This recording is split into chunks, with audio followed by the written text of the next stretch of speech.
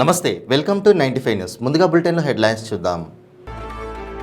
BRS నుంచి కాంగ్రెస్ పార్టీలోకి కొనసాగుతున్న వలసలు. నాగర్ కర్నూలు నియోజకవర్గానికి చెందిన పలువురిని పార్టీలోకి ఆహ్వానించిన రేవంత్ రెడ్డి. ఖమ్మంలో మాజీ మంత్రి తుమ్మల నాగేశ్వరరావుకు ఘన స్వాగతం పలికిన కార్యకర్తలు. కాంగ్రెస్ కార్యాలయం వరకు తుమ్మల భారీ ర్యాలీ. హిందువులకు తెలంగాణ ప్రభుత్వం వ్యతిరేకమన్న ఎమ్మెల్యే రాజాసింగ్. నిమజ్జనానికి అడ్డంకులు సృష్టిస్తే ప్రభుత్వమే బాధ్యత వహించాలని హెచ్చరిక. ట్యాంక్ బండ్పై గణేష్ మండప నిర్వాహకుల ఆందోళన. హిందూ పండుగలపై ప్రభుత్వం ఆంక్షలు ఎందుకు అని ప్రశ్న. ఇక ఇప్పుడు బులెటిన్లో డీటెయిల్స్ చూద్దాం. నాగర్ కర్నూలు నియోజకవర్గానికి చెందిన పలువురు బీఆర్ఎస్ నుంచి కాంగ్రెస్లో చేరారు. వీళ్ళందరికీ టీపీసీసీ చీఫ్ రేవంత్ రెడ్డి తన నివాసంలో కండువా కప్పి పార్టీలోకి ఆహ్వానించారు. వైస్ ఎంపీపీ నిర్మల, ఎంపీటీసీలు కృష్ణయ్య, శ్రీను, రాజు, మల్లయ్య, మాజీ ఎంపీటీసీలు రమణారావు, శాంతయ్య, సర్పంచ్ స్వామి, ఉప సర్పంచ్ భగవంత్ గౌడ్, పిఎస్సిఎస్ డైరెక్టర్లు రామచంద్రరావు, తిరుపతయ్య, ఇతర కార్యకర్తలు కాంగ్రెస్ పార్టీలో చేరారు.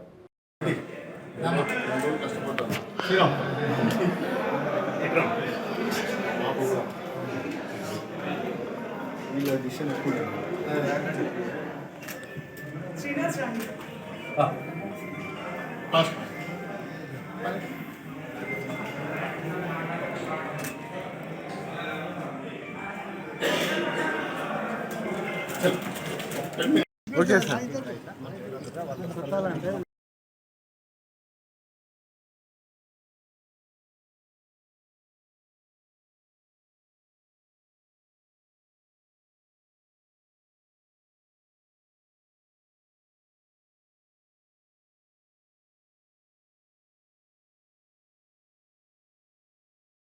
కాంగ్రెస్లో చేరిన తర్వాత ఖమ్మం వచ్చిన మాజీ మంత్రి తుమ్మల నాగేశ్వరరావుకు కార్యకర్తలు ఘన స్వాగతం పలికారు.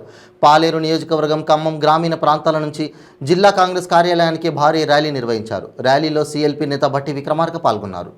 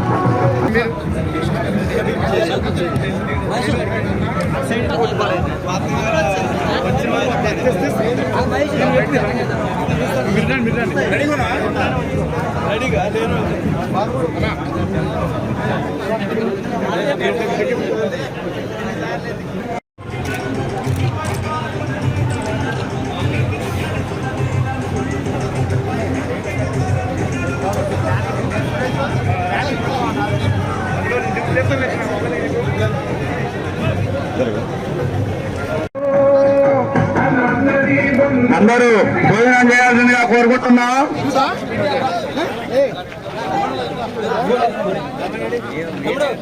హిందువులకు తెలంగాణ ప్రభుత్వం వ్యతిరేకమని 2014లో తెరాస అధికారంలోకి వచ్చినప్పటి నుంచి హిందువులపై దౌర్జన్యం చేసిందని గోషామైల్ ఎమ్మెల్యే రాజాసింగ్ ఆరోపించారు. దాదాపు 30 ఏళ్ల నుంచి ట్యాంక్ బండ్లో మురుగునీరు కంపెనీలకు చెందిన రసాయనాలు కలుస్తున్నాయన్నారు. మురుగునీరు కంపెనీలకు సంబంధించిన రసాయనాలు కలిస్తే పొల్యూషన్ కాలేదా అని ప్రశ్నించారు. దశాబ్దాలుగా ట్యాంక్ బండ్లో వినాయక నిమజ్జనం జరుగుతుందని, ట్యాంక్ బండి నీళ్లు కాలుష్యం అవుతున్నాయని కొంతమంది హైకోర్టులో పిటిషన్ వేశారన్నారు. ప్రతి సంవత్సరం మాదిరిగానే గణేష్ నిమజ్జనం జరుగుతోందని, ఏదైనా అడ్డంకులు వస్తే ప్రభుత్వం బాధ్యత వహించాలని ఆయన అన్నారు. हाल ही में हैदराबाद में ओवैसी की एक मीटिंग हुई. वो मीटिंग में अनेकों प्रकार का उसका भाषण सुनने को मिला, सोशल मीडिया के माध्यम से, इलेक्ट्रॉनिक मीडिया के माध्यम से. ओवैसी को डर है कि पार्लियामेंट में मॉब लिंचिंग हो सकती है. तो मैं समझता हूं मॉब लिंचिंग होगी नहीं होगी पता नहीं, लेकिन जिस दिन होगी वो तुम्हारी होगी, इतना तो तय है.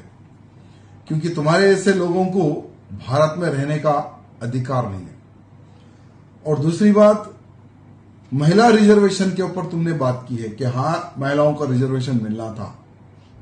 मैं तुमसे पूछना चाहता हूं कितनी महिलाओं को तुमने तेलंगाना में टिकट दिया है? इतने लोगों को तुम खड़े करते हो एमआईएम से? क्या किसी महिला को तुमने टिकट दिया है? जो महिलाओं की तुम बात करते हो, महिलाओं के प्रति बात करने का तुम्हें अधिकार नहीं है। साथ ही साथ राहुल गांधी को तुम चैलेंज करते हो, कांग्रेस को तुम चैलेंज करते हो कि राहुल गांधी मेरे पार्लियामेंट से चुनाव लड़े अगर दम है तो मैं तुम्हें तुम्हारा इतिहास याद दिलाना चाहूंगा। ये वही कांग्रेस है जिन्होंने एक आस्तीन के सांप को दूध पिलाया और इतना बड़ा किया। वो आस्तीन के सांप हो तुम। अगर यही कांग्रेस खुद के लाभ के लिए अगर तेरे जैसे सांपों को नहीं पालते तो आज भारत में देशद्रोही ओवैसी का जन्म ना होता। साथ ही साथ तुम्हारे बाप दादाओं का एक इतिहास रहा है मुसलमानों को धोखा देना। ओल्ड सिटी के मुसलमानों का तुम्हारे ना बाप ने भला किया है, ना तुम्हारे दादा ने भला किया है, और ना आज तुम भला कर रहे हो। सिर्फ ओल्ड सिटी के मुसलमानों को तुम्हारे पूर्वजों ने भी धोखा दिया है, आज तुम भी धोखा दे रहे हो। ये इतिहास गवाह रहेगा। साथ ही साथ तुम पार्लियामेंट, राहुल गांधी को तुम्हारे पार्लियामेंट से लड़ने की बात करते हो। मैं आज तुम्हें चैलेंज करता हूं, अगर तुम्हारे में दम है तो मेरी विधानसभा से चुनाव लड़के बताओ। चलो अगर तुम्हारे में दम नहीं है तो तुम्हारे छोटे बुलडॉग को भेज दो मेरे पास चुनाव लड़ने के लिए।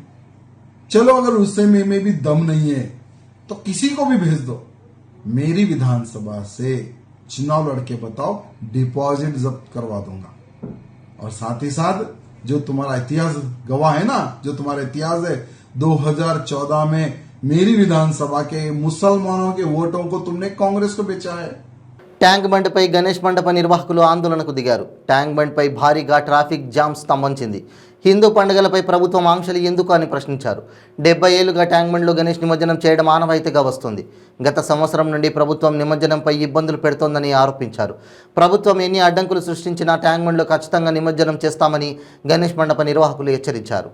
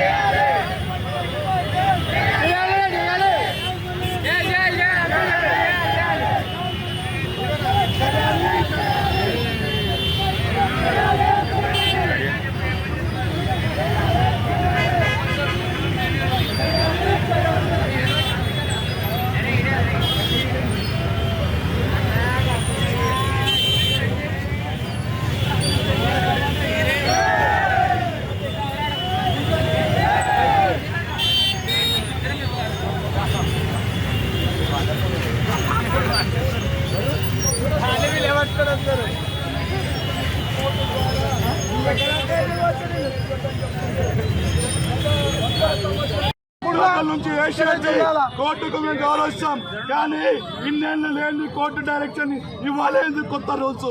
ఇది గవర్నమెంట్ కు చిక్కుచేటు. గవర్నమెంట్ ఎంబడే స్పందించి మళ్ళీ రేపు ఎంబడే మాకు పర్మిషన్ ఇస్తే మంచిది. మతాలకు విడ్డూరంగా అవుతుంది. ఇందులో ఐక్యత అందరూ సహకరించుకుంటూ మనం చేస్తున్న పండుగలకు ఇది ఒక నిదర్శనం తీసుకోవాలి. పర్మిషన్ మా చిన్నతరాల నుంచి నిమజ్జనం అంతా జరుగుతూనే ఉంది. ఇప్పుడు సడన్ గా ఇలా ఆపడం తప్పు కదా. ఎక్కడ చేసుకోవాలి మరి మేము నిమజ్జనాలు? ప్రతి ఒక్కరు టైం బండ్ అంటే స్పెషల్, ద హైయెస్ట్ హైదరాబాద్ లో ఇంపార్టెంట్ ఇది. ఇక్కడ మరి తెలుగు వాళ్ళకి ఇదే సందేశం ఇస్తున్నది గవర్నమెంట్. నాకైతే నచ్చలేదండి. ఇది ఎక్కడ అన్నాయో ప్రతి ఒక్కరు ఎక్కడెక్కడి నుంచో వచ్చి చూడడానికి వస్తారు, చేస్తారు. ఇక్కడే కదా ప్రతి సంవత్సరం చేస్తున్నాం కదా, ఇదేం కొత్త కాదు కదా. మరి గవర్నమెంట్ ఎందుకు ఇలాంటి బ్యాన్ ఎందుకు చేస్తుంది? ఇదైతే ఒప్పుకోము. ఖచ్చితంగా ఇక్కడే మేము నిమజ్జనం అనేది చేస్తాం. కానీ మాకు పర్మిషన్స్ కావాలి, కంపల్సరీ మాకు దీనికి పర్మిషన్స్ కావాలి. ఏపీ మాజీ మంత్రి గుడివాడ వైసీపీ ఎమ్మెల్యే కొడాలి నాని మరోసారి టీడీపీ అధినాయకత్వంపై విరుచుకుపడ్డారు. చంద్రబాబు అరెస్ట్ అయితే పొరుగు రాష్ట్రం నేతలను బతిమాలి మాట్లాడిస్తున్నారని కొడాలి నాని విమర్శించారు. జైల్లో దోమలు కుడుతున్నాయంటున్నారు. మరి దోమలు కుట్టక రంభా ఊర్వశి మేనకలు వచ్చి కన్ను కొడతారా అంటూ ఎద్దేవా చేశారు. చంద్రబాబు రాజకీయాల్లో ఉన్నంతకాలం వైసీపీ గెలుపునకు ఢోకా లేదని అన్నారు.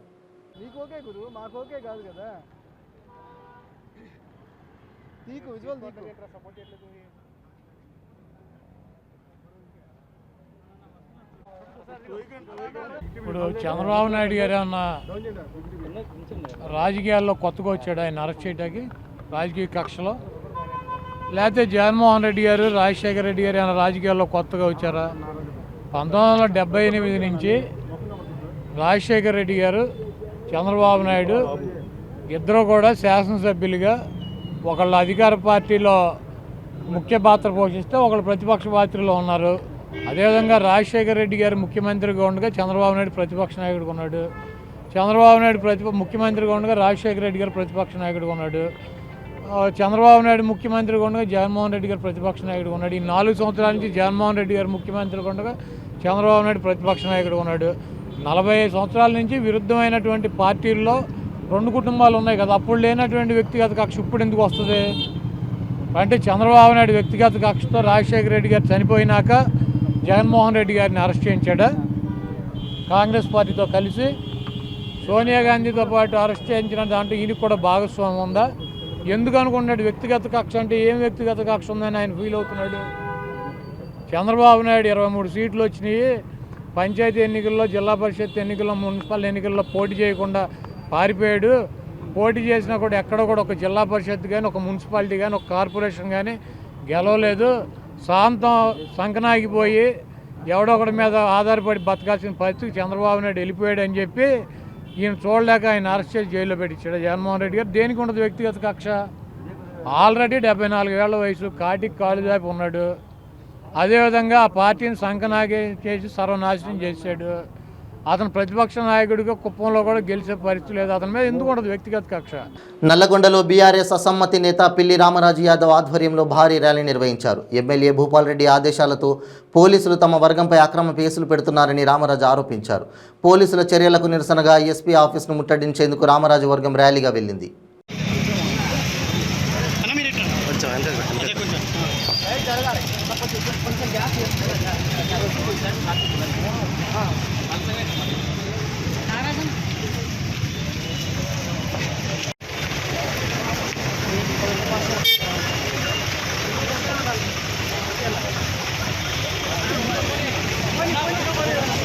టీడీపీ అధ్యక్షుడు నారా చంద్రబాబు నాయుడు అక్రమ అరెస్టును నిరసిస్తూ పుట్టపర్తిలో టీడీపీ నాయకులు జలదీక్ష నిర్వహించారు. మాజీ మంత్రి పల్లె రఘునాథ్ రెడ్డి, సామకోటి ఆదినారాయణ ఆధ్వర్యంలో కోవెలగుట్టపల్లి సమీపంలోని చిత్రావతి నదిలో పల్లె రఘునాథ్ రెడ్డితో పాటు టీడీపీ నాయకులు జలదీక్ష నిర్వహించారు. సైకో జగన్ పాలన పోవాలని నినాదాలు చేశారు.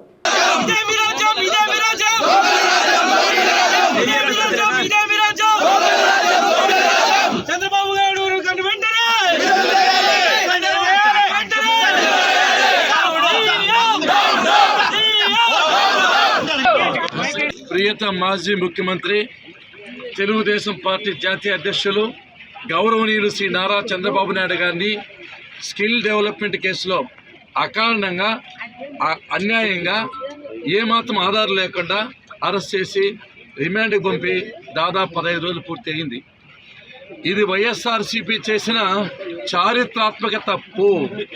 ఒకవైపున చంద్రబాబు నాయుడు, ఇంకోవైపున లోకేష్ బాబు గారు యాత్రల వల్ల ప్రజలకు వస్తున్న జనస్పందన చూసి ఓర్వలేక కక్షతో కుట్రపూరితంగా ఈ కేసు ఇరికిచ్చినారని చెప్పి ఈ సందర్భంగా మనం చేస్తున్నాం. చెదలకు అగ్నికి చెదలు అంటదు, చంద్రబాబు నాయుడుకు అవినీతి అంటదు, కడిగిన ముత్తి మాత్రం బయటకు వస్తా అని చెప్పి సందర్భం గుర్తు చేస్తూ ఎన్ని కుట్రంత్రాలు పడినా ఎన్ని కేసులు పెట్టినా బెదిరే ప్రసక్తి లేదు. చంద్రబాబు నాయుడు గారు కడిగిన ముత్యం మాత్రం వస్తాడు. 2024 సంవత్సరంలో తప్పనిసరిగా ముఖ్యమంత్రి అవుతాడని చెప్పి ఈ సందర్భం గుర్తు చేస్తూ జైల్లో ఉన్న చంద్రబాబు నాయుడు గారి ఆరోగ్యం బాగుండాలని, ఆయన తొందరగా విడుదల కావాలని పుట్టపర్తి నియోజకవర్గం నుంచి ఈరోజు మేమందరం జలదీక్ష చేస్తున్నామని చెప్పి ఈ సందర్భం గుర్తు చేస్తూ ఆ భగవంతుని ప్రార్థిస్తున్న జగన్మోహన్ రెడ్డికి మంచి బుద్ధిని ప్రసాదించు స్వామి అని దేవుని ప్రార్థిస్తున్నానని చెప్పి సందర్భం గురించి చూస్తే ఇప్పటికైనా చరిత్ర పునరావృతమవుతుంది. తెలుగుదేశం పార్టీ నిజం సత్యము అంటే నిజం నిలకడమే తెలుస్తుంది. తప్పకోకుండా దీని నుంచి చంద్రబాబు నాయుడు బయటకు వస్తారని చెప్పి ఈ సందర్భంగా గుర్తు చేస్తూ మీకు తగిన గుణపాఠం జరుగుతుంది. మీరు భారీ మూల్యం చెల్లించవలసి వస్తుంది. 2024 సంవత్సరంలో వైఎస్ఆర్సీపీ బంగాళాఖాతంలో కలుస్తుంది. జగన్మోహన్ రెడ్డి ఇంటికి పోతాడని చెప్పి ఈ విధంగా హెచ్చరిస్తున్నా. వందే భారత్ రైలు అందుబాటులోకి రావడంతో రైల్వే ప్రయాణికులకు మరింత సమయం ఆదా అవుతుందని ఆంధ్రప్రదేశ్ స్వచ్ఛంద కార్పొరేషన్ చైర్పర్సన్ దేవసేన పేర్కొన్నారు. విజయవాడ నుండి చెన్నైకు నూతనంగా ఏర్పాటు చేసిన వందే భారత్ ఎక్స్ప్రెస్ రైలుకు తిరుపతి జిల్లా గూడూరు పట్టణంలోని గూడూరు రైల్వే జంక్షన్లో పట్టణ ప్రముఖులు, బీజేపీ నాయకులు, విద్యార్థులు, రైల్వే అధికారులు ఘన స్వాగతం పలికారు. రైల్వే శాఖ ఆధ్వర్యంలో నూతనంగా విజయవాడ నుండి చెన్నై వయా రేణుగుంట వెళ్లే విధంగా వందే భారత్ నూతన రైలును ప్రవేశపెట్టారు. ఈ సందర్భంగా నూతన వందే భారత్ రైలుకు గూడూరు పట్టణంలో ఘన స్వాగతం పలికారు.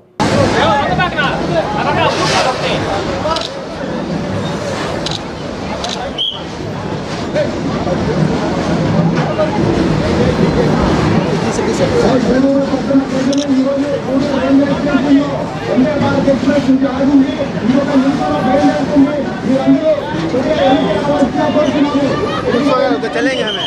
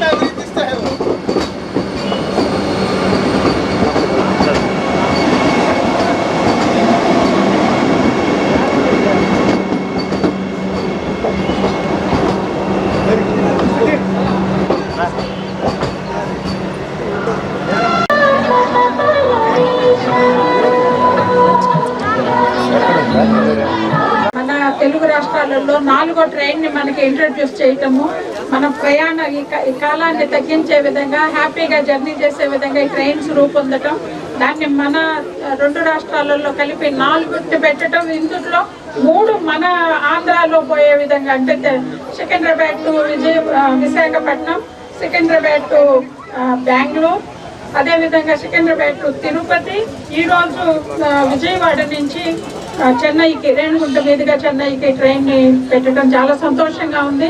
మోడీ గారికి ధన్యవాదాలు తెలియజేసుకుంటున్నాను. ఇంత చక్కటి సౌకర్యాన్ని ప్రజలందరికీ కల్పించినందుకు.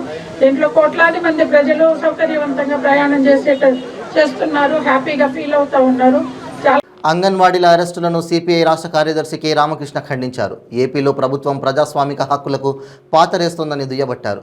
విజయవాడ దాసరి భవన్ నందు విలేకరుల సమావేశంలో ఆయన మీడియాతో మాట్లాడుతూ రాష్ట్రంలో పోలీస్ రాజ్యం నడుస్తోందని దుయ్యబట్టారు.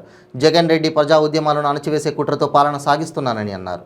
రాష్ట్రంలో ఒక నియంత రాజ్యము, పోలీస్ రాజ్యము నడుస్తున్నట్లుగా ఉంది. నిన్న ఈరోజు జరుగుతున్న ఘటనలన్నీ చూస్తే అసలు రాష్ట్ర వ్యాప్తంగా 26 జిల్లాల్లో కూడా పోలీసులు వేరే పనేమీ లేదన్నట్లు అందరూ కూడా ఒకే పని మీద ఉన్నారు.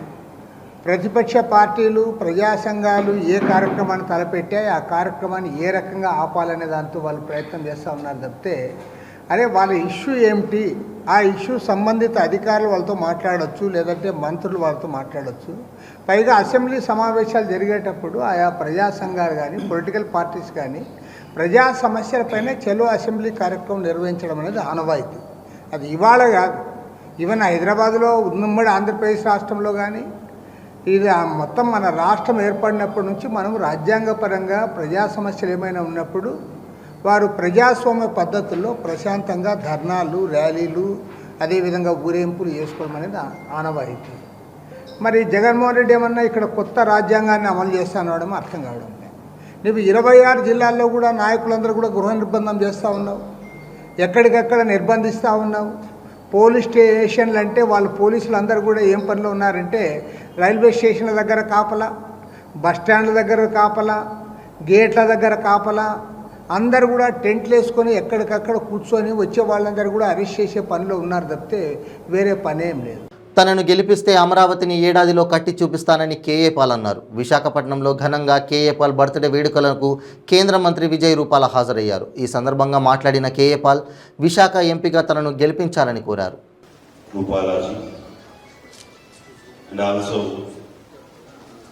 Praja Shanti party founder and president. అందరూ హ్యాపీ బర్త్డే టు యు అని పాడండి. Happy birthday to you. Hello sir, sir hello sir.